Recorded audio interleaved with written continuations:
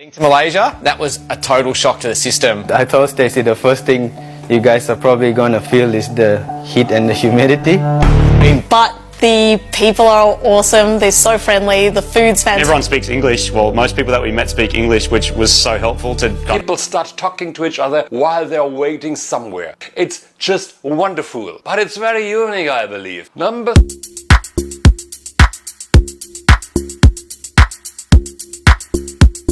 Oh hai, oh halo, hai teman-teman semuanya. Apa kabar kalian? Kembali lagi ke channel ini bersama Sari. Semoga dimanapun kalian berada, Sari doakan tetap diberikan kesehatan, dipermudahkan segala urusannya, dilancarkanlah apa yang kalian mau. Kalau yang mencari jodoh, segeralah dipertemukan dengan jodohnya, gitu ya. Okay. Malaysia banyak hal-hal yang menarik ya di sini setelah orang itu sampai datang ke sini. Kalau yang belum datang ke sini hanya tengok-tengok berita saja, itu lain cerita lah ya.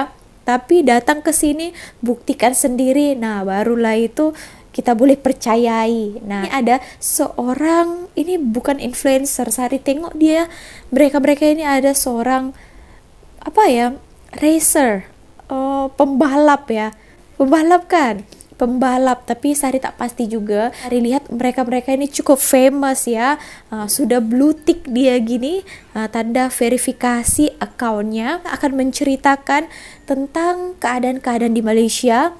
Nah, ada yang spesialnya. Oke, Sari juga baru tahu daripada baca-baca komentar. Oke, teman-teman, kira-kira apa itu? Jom, mari kita dengarkan apa yang mereka katakan. Heading to Malaysia, that was a total shock to the system. I told Stacey the first thing you guys are probably gonna feel is the heat and the humidity. Oke, panas katanya, dan lembab ya. Nanti kita jelaskan ini. Holy smokes, Malaysia is hot, it's humid. The second we stood out of the plane, it was a furnace, and we got there at 11 p.m. at night. It's like standing next to, a bus that you're getting ready to jump on a bus in the middle of the city, and you get that heat from the radiator on the side of the bus just blasts you, and it's like this humid, thick air, and that's how it felt from the moment we got off the plane. But the people are awesome, they're so friendly, the food's fantastic, and I just like the car culture there is also really, it's really fun. And everyone speaks English. Well, most people that we met speak English, which was so helpful to kind of work our way around the place. But I was very excited when I got there to just explore. It was just this amazing place of light and culture that I'd never experienced before. Katanya tadi ya, Sari rangkum macam 3 lah ya tadi itu hal yang mereka lihat. Yang pertama katanya Malaysia panas dan juga lembab gitu ya. Ya seperti yang kita tahu kalau mereka ini daripada Australia ya. Ada musim sejuknya juga, tapi ada juga musim panasnya. Tapi yang Sari baca-baca lah daripada komentarnya, ini Sari makanya boleh explain. Tapi kalau kurang ataupun kalian mau tambahkan informasi daripada Sari, kalian juga boleh komen ya. Oke, katanya Malaysia panas dan juga lembab. Ya, mestilah di sini kan kita cuacanya kan memang panas, berbeza dengan mereka. Oke, kenapa katanya lembab? Karena mungkin ya teman-teman, dekat Australia pun panas juga tahu, bahkan sampai 40 derajat Celcius juga dekat sana. Tapi yang membedakan panas di sana dengan panas kita dekat Asia ini, di Malaysia itu kalau di sana itu panas kering. Panas terik matahari, tapi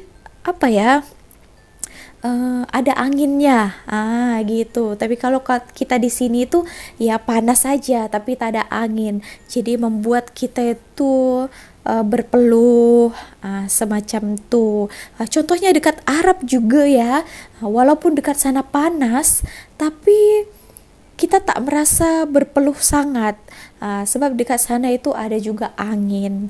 Nah gitu, itu yang membedakan. Sari baca-bacalah informasinya daripada komentar. Betul ke macam tuh teman-teman? Oke, tapi alasan yang seterusnya itu tadi katanya walaupun seperti itu Malaysian ya, orang-orang Malaysia itu so friendly, humble, sangat membantu juga, multicultural ya. Itu yang mereka suka. Makanannya juga katanya fantastik. Dan yang last sekali katanya hampir semua, mostly ya, orang di Malaysia ini can speak English. So jadi helpful lah, berguna bagi mereka. Gitu teman-teman. Oke, nah gimana menurut kalian? Ada yang mau tambahkan atas apa penjelasan Sari? Boleh komen ya. Oke, nah ini video selanjutnya. Ini Sari lihat dia akan ceritakan 14 hal unik, menarik kebiasaan orang Malaysia. Kira-kira apa saja itu ya? 14, cukup banyak juga ya. Tapi video satu ini dia singkatkan. Mari kita dengarkan video ini sama-sama. Cium. Malaysia is special, and it's the people who makes this country so special, and the habits. And in this video, I'm going to show you 8, 9, 10, 15 different habits 15, that yeah? surprised me when I came here to Malaysia initially, until I fall in love with them. So let's get started right away with my all-time favorite, traffic. When I came to Malaysia from Germany, I was so used to the fact that cars would stop if they would see me waiting at a road, especially waiting at a zebra crossing. No such thing in Malaysia. Crossing a street here in Malaysia can feel like a car is chasing you down. I felt like being chased down. I was in the middle of the road sometimes and I felt like the car is even accelerating just seeing me crossing the street. And I ran for my life. There's one thing that I needed to learn from the Malaysian, and you as a Malaysian most likely know what I'm talking about. It is the magic hand. The hand stretching out at the road, stretching out while waiting at a zebra crossing, kind of commanding the cars to stop. Will they stop? Well, not always. Is it more likely they stop? Well, it is. It is definitely safer for my life. So if you want to cross the street, if you want to cross a zebra crossing, make it a habit to stretch out your hand and hope a car will stop for you. Number 2. Power of hand ya katanya kalau di Malaysia ini ya. Jadi kalau jalan raya boleh juga digunakan. Kalau misalnya agak jauh sedikit lah itu kereta sudah mau menghampiri, kita buat tangan kita macam nih. Kalau kita mau menyeberang gitu, mereka mostly lah akan kasih laluan. Nah, jangan lupa untuk ucapkan terima kasih juga macam ni ya. Oke.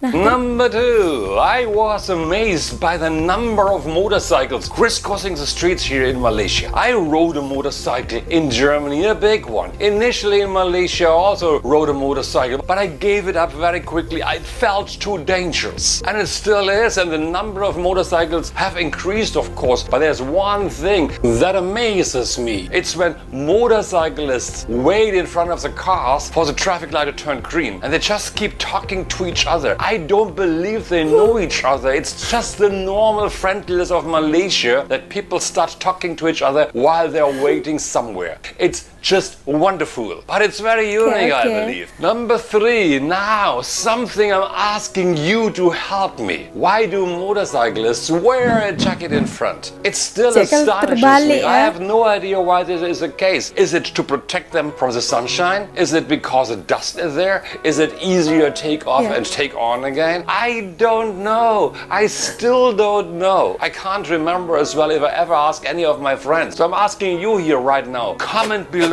if you have any idea, if you can help me out here in understanding why do motorcyclists wear the motorcycle jacket from the front. Number 4, it's about carrying the whole family on a motorcycle. It's not that often the case here in Kuala Lumpur, but when I see it, I'm scared. It's a father and the mother and 1 or 2 children sitting on a motorcycle, holding dearly to each other. I don't know what you mean by it. I'm scared it's a father and a mother and one sitting on a motorcycle holding brother.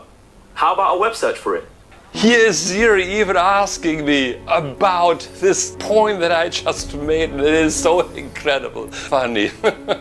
When I see the family, it gives me the gully feeling inside me. Please, if you are one of those who are riding the motorcycle with more than 2 people, take care while you ride. Next point is cars zigzagging all the time on the roads. Coming from Germany, most of the time, cars are lining up when there is a traffic jam. It's kind of procedural. You don't jump across to the other lane. In Malaysia, the moment there is a lane going slower than the others, instantly you see indicators coming up. The cars want to move out from their lane onto the next lane that seem to move faster. It's psychological, of course. It's the feeling like, hey, they move faster, I gotta be there. It's like the grass is greener on the other side. My wife told me I adapted quite well to this one as well, that I can zigzag, and I think I do. The next point I want to point out, and it's lesser nowadays than it was at the time when I came. No walking in Malaysia. Gosh, it was so strange. But what happened is that my friends drove their car if the next destination was just about 200, 300, 400 meters away. And I thought like,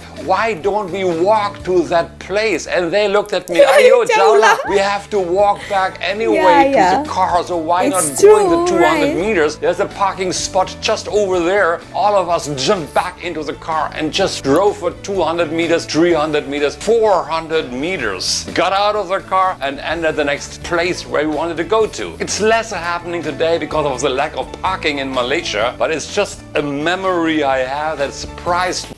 Oke teman-teman, nah tadi katanya tuh jauh lah katanya. Kurang nggak mau jalan kaki walaupun 200 meter.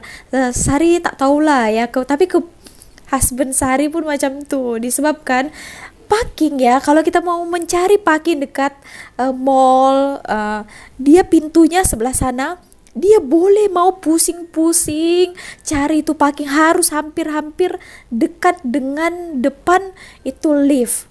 Padahal dekat sebelah sana pun ada lagi parking so bolehlah parking dekat situ loh. Tapi dia boleh tak mau jalan jauh, dia boleh pusing mau dapat parking dekat-dekat depan sana. Hai. To the food. My favorite food is Malaysian food. Malaysian food is the best. But coming from Germany, when I came here, I was in for a couple of surprises. One thing is that I thought like Malaysians eat all the time and it's rice. Morning, lunch, evening, and maybe even supper. I worked in the EPU, in the Prime Minister's department, and we had lunch in the canteen of Beda Negara. And I saw the same Malaysians eating all the time. And I thought like, wow, it's amazing. How can you all stay so slim? It's fantastic. Now I thought coming here, I wanted to eat rice as well, cooking it by myself initially. So I went to the supermarket and looking for that one package of rice for one person to cook. It didn't exist, of course. And I was looking up and down the aisles, couldn't find it at all, until I realized that the smallest package available in Malaysia is at least 10, 15 or 20 kilos. Not a single person package. So I was in for a surprise as well, because I looked at that big bag and I thought like, this kind of bag will take me 20 years to complete. That was before I also started to eat rice all day long. The next point related to food is everything campur, mixed up together onto one plate. It's happening more when I go to the mamak stalls. And even I take sometimes the beef or the chicken or the fish onto one plate. It doesn't happen like this in Germany. You have beef today and chicken tomorrow and fish the third day. But you don't put it all together onto one plate. Here in Malaysia, it's happening. And next to it, related to it, are the curries. Fish curry,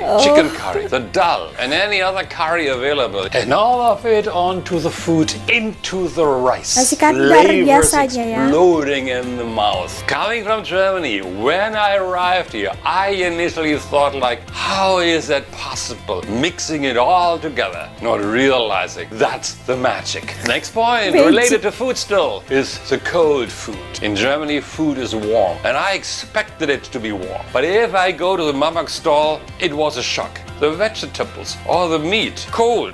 That was something I had to get used to. But after that many years being here in Malaysia, it became normal for me. I don't care. But it was strange initially. Moving on from the food, living in the condominium, washing dishes in Malaysia. That is only cold water at the sink in the pantry of Malaysian households. So you're putting the soap onto a little sponge and you're washing the dishes under running and cold water. Somehow it feels strange. I wasn't used to that coming from Germany, because in Germany at least you got hot water running at the sink in the kitchen. Ini So it beda still ya, feels a sangat. bit strange to me that I have to wash the dishes under running water, because I am still not sure if that's not a huge waste of water overall. What do you think watching that video here? Also, of course, that dishwashers are not so common here in Malaysia, while they are more common nowadays in Germany. Malaysian toilets in public places were, and some still are, not known for their cleanliness. It's highly likely that the floor is wet water from the usage of the bidet. As a tourist, you're most likely not used to seeing water on the floor, seeing water on the toilet seat, because the person before you used the bidet. It is something I had to get used to when I came to Malaysia. Of course, I wish the toilets were dry.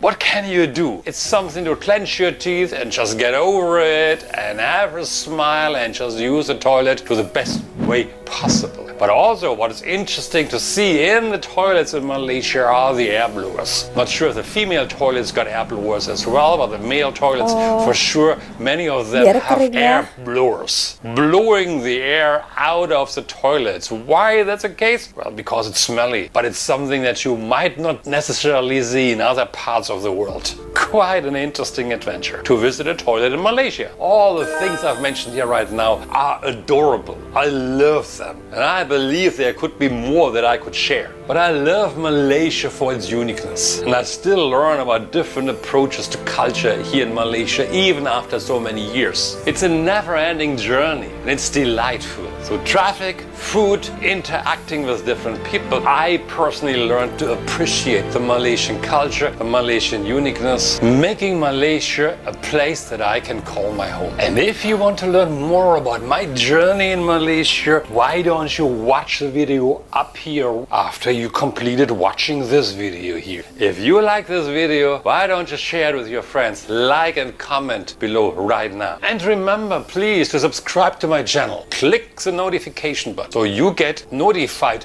when I launch a new video. And I'm off to create my next video. Until then, terima kasih, jumpa lagi, and bye-bye. Nah, disebabkan dia from Germany, ya memang berbeza lah budaya kita dekat Asia ini. Yang pertama katanya tadi itu beras ya, nasi. Nah, kita tahulah dekat sana dia orang jarang lah makan nasi kan. Bukan macam kita boleh juga pagi kita boleh makan, tengah hari kita boleh makan, malam kita boleh makan, siapa pun kadang kita boleh makan juga makan nasi kan. Tapi mereka ya mostly mereka makan kentang ya, makan roti. Nah gitu, memang itu jauh sangat berbeza kita. Oke, kemudian tadi katanya toilet ya. Memanglah basah kan, kita kan gunakan air, kalau mereka ya gunakan tisu saja sudah cukup kan. Kalau kita tak guna air itu macam lain rasanya, jadi mesti ada juga yang tertumpah-tumpah airnya itu dekat lantai. Kemudian kalau untuk pengeringnya itu ya untuk mengeringkan ya, nah supaya tidak basah sangat. Nah dia mungkin lihat ya macam itu di Malaysia ini. Kemudian tuh cuci pinggan tadi itu ya otomatis kita hanya sejuk saja. Untuk apa kita buat yang panas, sedangkan udara kita di sini itu ya sudah panas. Kalau mereka dekat Jerman sana kan udaranya itu sejuk, ada lagi musim saljunya, salji, jadi mereka otomatis memang memerlukan yang air untuk panasnya, bukan hanya sejuk saja. Saya kira itu saja yang dikatakannya.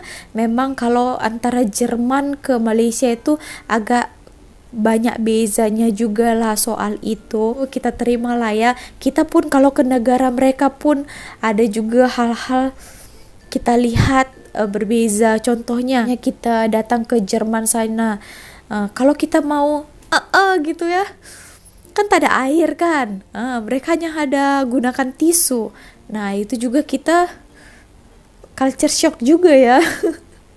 Oke teman-teman, so itu tadi 14 kebiasaan orang Malaysia yang dia lihat, tapi overall katanya membuat dia falling in love with Malaysia. Oke, so segitu aja video kali ini. Terima kasih telah menonton. Buat kalian ada tanggapan lain, boleh komen ya. Oke, sampai jumpa di next videonya bersama Sari lagi. Bye.